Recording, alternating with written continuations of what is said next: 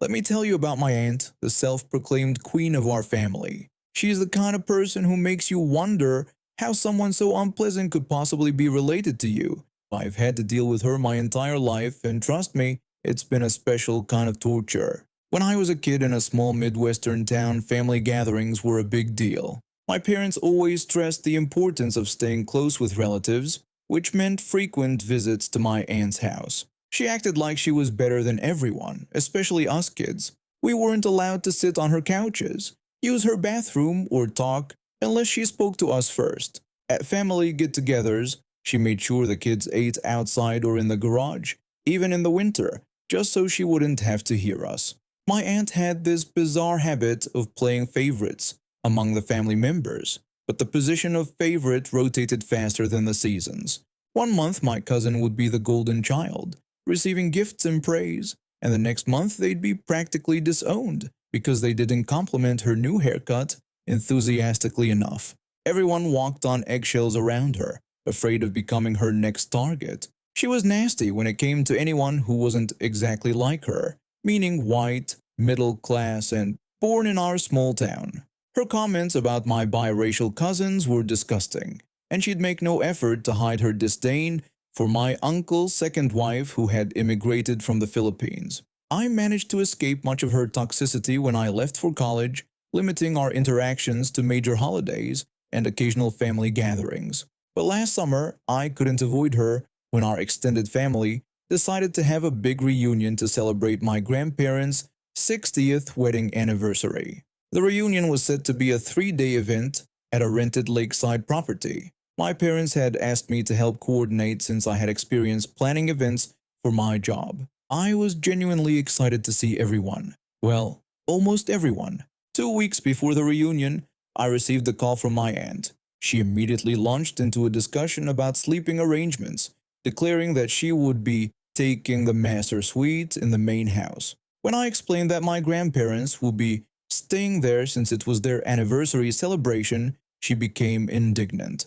She dismissed my reasoning, claiming that my grandparents wouldn't appreciate it like she would, suggesting they take a smaller room instead. She mentioned her back problems, needing a proper mattress, and emphasized her status as the oldest daughter. I had to take a deep breath to maintain my patience.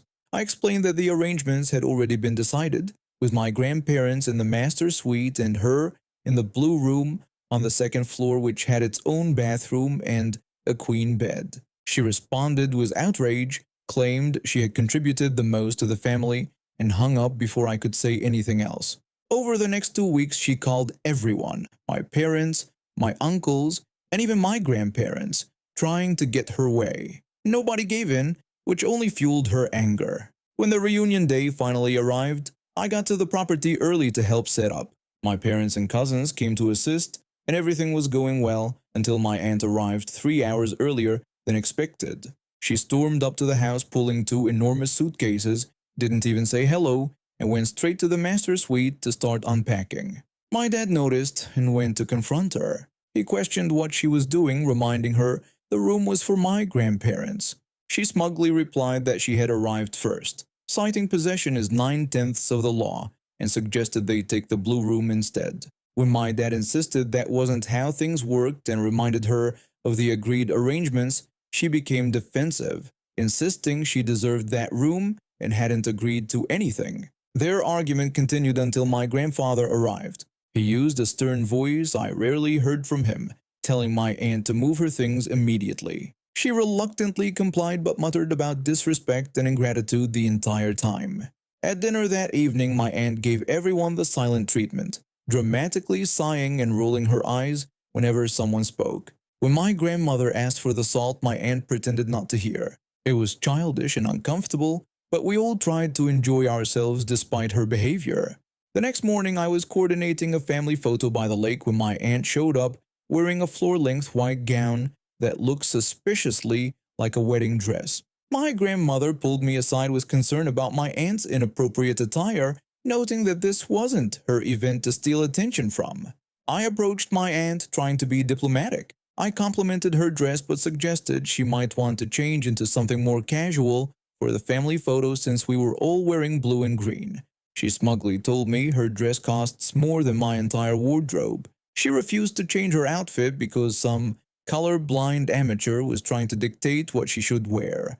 When I reminded her we had discussed the color scheme weeks ago and everyone else had followed it, she haughtily declared that she wasn't everyone else and always stood out. She refused to change, so we took the photos with her looking like she was about to walk down the aisle at someone else's anniversary party. Every time I tried to arrange people, she would move to the center, pushing my grandparents aside to be the focal point. The situation reached its peak during the anniversary dinner. We had rented a private room at my grandparents' favorite restaurant. Everyone had contributed to the expense, except my aunt, who claimed her presence was her contribution and more valuable than money. As we waited for our food, my cousin's husband stood up to make a toast. Being relatively new to the family, having married my cousin just 8 months earlier, he was visibly nervous but sincere. He began by thanking my grandparents for welcoming him into the family, noting that 60 years of marriage was an incredible achievement, and their love was an inspiration to everyone. Before he could continue, my aunt loudly interrupted. She dismissed his sentiments as Hallmark card material, pointed out that he barely knew them, and insisted that she should be giving the toast because she was their daughter. The room fell silent. My cousin's husband sat down, clearly embarrassed. Slowly, my grandfather stood up, his face flushed with anger. He told my aunt that enough was enough. He explained that for 60 years, he had watched her put herself above everyone else, insult his grandchildren, disrespect their partners, and make every family gathering about herself. He stated that this wouldn't happen tonight, not at their celebration. My aunt looked stunned, having never heard my grandfather speak to her this way before. She claimed she had done so much for the family. My grandmother questioned what exactly she had done, pointing out that she hadn't helped plan the reunion, hadn't visited them in months, and refused to even call her own brother because his wife wasn't their kind. My aunt protested that this wasn't fair and insisted she had always put family first. At this point, my uncle, who had been quiet throughout most of the reunion, finally spoke up. He accused her of always putting herself first, bringing up last year's incident when our grandmother was in the hospital and everyone showed up except her because she had a hair appointment. She defended herself, saying it was an expensive appointment and she would have been charged for canceling. One by one, family members shared stories of how she had hurt them, let them down, or treated them poorly over the years. With each example, she became more defensive and agitated. Finally, she declared the situation ridiculous, claimed she was being ambushed, and refused to listen to what she called lies. When she stood up to leave, my grandmother warned her that if she walked out, she shouldn't expect to be welcomed back until she acknowledged how she had treated the family and apologized. My aunt responded indignantly, asking what she should apologize for, claiming she was the only one with standards and declaring she was fine with the family proceeding without her. She grabbed her purse and stormed toward the exit. At the door, she turned back, clearly expecting someone to stop her or beg her to stay. No one did.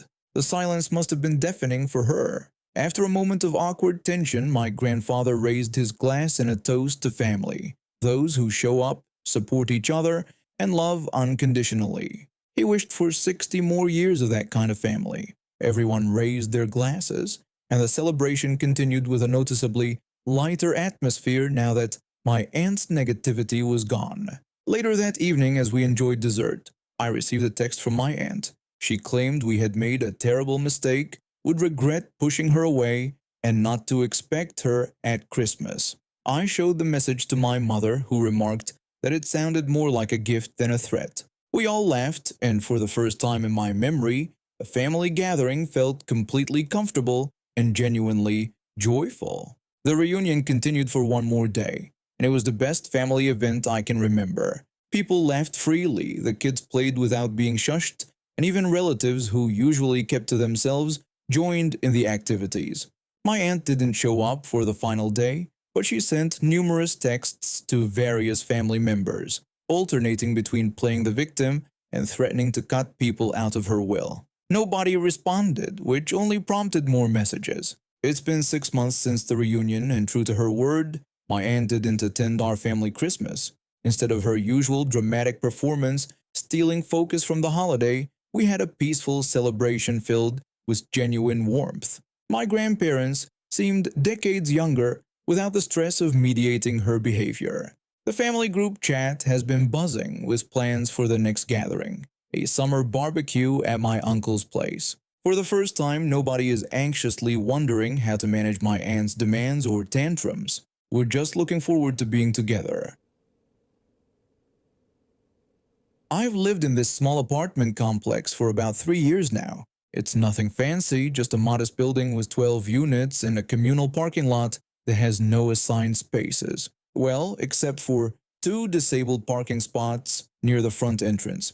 I've always liked the place because most of my neighbors are decent folks who mind their own business. That is, until I had the misfortune of crossing paths with one woman who moved in about 6 months ago. I work as a bartender at a local restaurant, which means I often come home late. My wife works regular hours as an elementary school teacher, so we don't get to spend as much time together as we'd like. That's why her birthday is always a big deal for us. This year, she wanted to go out clubbing with her best friend from college, who lives about an hour away. My wife's friend has multiple sclerosis. She can walk, but long distances are difficult for her, especially when she's having a flare-up. That's why she has a legitimate handicap parking permit that hangs from her rearview mirror. I've always made sure to respect those spots myself, even if I'm just running in for a minute. The day of my wife's birthday started out perfectly.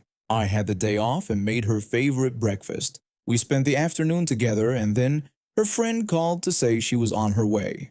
Unfortunately, while she was driving over, a storm knocked down a huge oak tree in our parking lot. Maintenance was already working on clearing it, but the fallen tree blocked off about half the available spaces. When my wife's friend arrived, she drove around looking for a spot, but the only accessible ones were the two disabled parking spaces. She pulled into one of them, making sure her handicap tag was clearly visible. When she came up to our apartment, she seemed worried. She asked me if it was okay that she had parked in one of the disabled spots since the parking situation was such a mess. I reassured her that it was completely fine since she had a valid permit, and that's exactly what those spots are for. I explained that there was only one other resident who used them, and since there were two spots, it shouldn't be a problem. We got ready for the night out, and my wife was excited about celebrating her birthday. Right before we left, I went down to warm up my car. That's when I noticed something strange. A car had parked directly behind my wife's friend's car, blocking her in completely. What made it even more bizarre was that the second disabled spot was completely empty. I immediately recognized the car as belonging to a woman who lived on the first floor. She was relatively new to the building and had a reputation for being difficult. I'd had a few unpleasant elevator rides with her where she complained about everything from the landscaping to the hallway lighting. I went straight to the apartment manager's office to report the situation. I told him that someone had blocked in our friend's car, even though she was parked legally in the disabled spot with her permit displayed. The manager sighed and said this wasn't the first problem with that particular resident. He promised to talk to her and ask her to move her car. I thanked him and asked him to make sure she moved it by morning so our friend could leave. We decided not to let this ruin our night. We took my car instead and went out to celebrate my wife's birthday. We had a great time at several clubs downtown dancing and enjoying ourselves. We got back to the apartment around 3 a.m., exhausted but happy. When we pulled into the lot, I immediately checked the disabled spots. To my disbelief, our friend's car was still blocked in, and the other disabled spot was still completely empty. The woman had ignored the manager's request to move her car. My wife's friend noticed right away and expressed her dismay, wondering what we should do. I told her I was calling the police because the situation was ridiculous. The police arrived about 20 minutes later. The officer looked at the situation, shaking his head and actually laughing. He asked why she didn't just park in the next spot since it made no sense. I honestly told him I had no idea and mentioned that the manager had asked her to move hours ago. The officer then suggested, with a hint of mischief in his voice, that we should wake her up and ask her directly. It was about 3:30 a.m. at this point. The officer went to her door and did that loud, authoritative police knock that's impossible to sleep through. After several minutes, She answered the door in a bathrobe, looking angry. The officer told her she needed to move her vehicle immediately as she was illegally blocking another car. She responded with indignation, claiming it was her spot and that she was teaching someone a lesson. The officer explained that it wasn't her personal spot, that these were communal disabled parking spaces, and there was literally another identical spot right next to it that was completely empty and even closer to her door. She tried to argue that she always parked in that specific spot. The officer warned her to move her car right away and to think very carefully about what she said next, as she was getting close to going to jail for disorderly conduct. She glared at all of us, but eventually stomped off to move her car. She kept muttering under her breath the whole time, but was careful not to say anything directly to the officer. Once she moved her car, we thanked the officer, and he left. The next morning, I ran into the apartment manager. He mentioned that he heard there was quite a scene the night before. I confirmed this and told him she had refused to move her car until the police made her. The manager then shared that she had actually yelled at him too when he asked her earlier. She had said something about teaching people to respect what she considered her spot. He also revealed that she was already 3 months behind on rent. He had been trying to work with her, but after this incident, they were starting eviction proceedings. About a month later, the manager approached me with an unusual offer. He reminded me of the woman from the parking incident and explained that she had been evicted but left a bunch of her stuff behind. He offered to pay me $150 to box it up and store it in the basement. I agreed and spent a Saturday boxing up her abandoned items. The basement was dusty and had some water damage in spots, so her belongings weren't exactly being stored in pristine condition. But after what she put my wife's friend through on what was supposed to be a special night, I couldn't say I felt bad about it. I've been taking my golden retriever to the Oakwood Dog Park every weekend for almost 2 years now. It's our special time together. I work long hours as a nurse, and these Saturday mornings are when my big guy gets to run free and play with other dogs. He's the sweetest thing, always gentle with smaller dogs and puppies. Never had an issue until last weekend. I just unclipped his leash in the designated off-leash area when I noticed a woman with a tiny chihuahua by the bench. Unlike everyone else's dogs, her little one was running around without a leash, even in the entrance area where signs clearly state all dogs must remain leashed.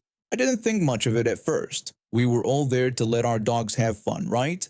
My golden spotted a tennis ball and bounded over to grab it, which unfortunately was near where her chihuahua was standing. My dog didn't even notice the tiny pup, just wanted the ball, but suddenly the woman erupted. She started shouting at me to get my monster away from her princess. She asked if I knew what a purebred was, her voice shrill with anger. I tried to explain that my dog was just playing and wasn't even looking at hers, but she wouldn't listen. She went on about how hers was a certified purebred chihuahua and asked if I had any idea how much it cost. She claimed my dog could kill hers in one bite, calling my golden a mutt in the process. I was stunned. My dog had already trotted away with his ball, completely uninterested in her dog.